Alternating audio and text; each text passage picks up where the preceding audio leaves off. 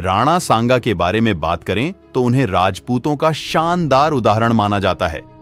उन्होंने राजपूताना के इतिहास में अपनी बहादुरी और साहस से एक महत्वपूर्ण स्थान बनाया।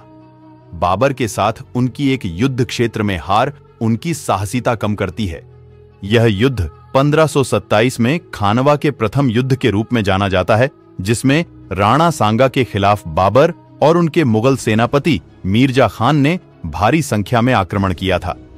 इस युद्ध में राणा सांगा ने बड़ी संख्या में मुगल सेना के खिलाफ लड़ाई लड़ी, लेकिन उनकी सेना को हार झेलनी पड़ी।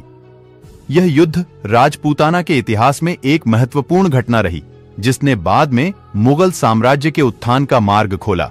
1527 में राणा सांगा और मुगल सम्राट बाबर के बीच हुए खानवा के युद्ध को राजपूताना के इतिहास में एक महत्वपूर्ण घटना मानी जाती है।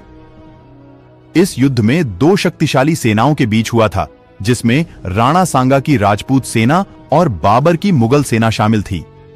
राणा सांगा की सेना ने भारी भूमिका निभाई और उन्होंने अपनी बहादुरी से लड़ते हुए मुगल सेना को कई बार पराजित कर दिया। उनकी सेना की ताकत और योद्धाओं का साहस उन्हें एक शक्तिशाली राजा बनाता है।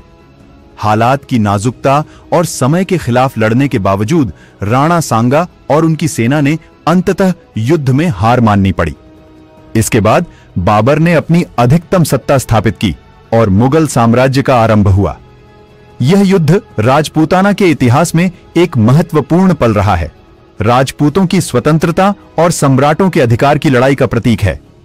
राणा सांगा एक वीर योद्धा थे।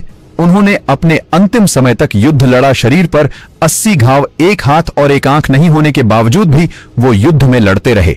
राणा सांगा को कायर कहना या ऐसे विचार मन में लाना भी उनकी वीरता का अपमान करना होगा। मिलते हैं अगले वीडियो में। जय हिंद, जय भारत।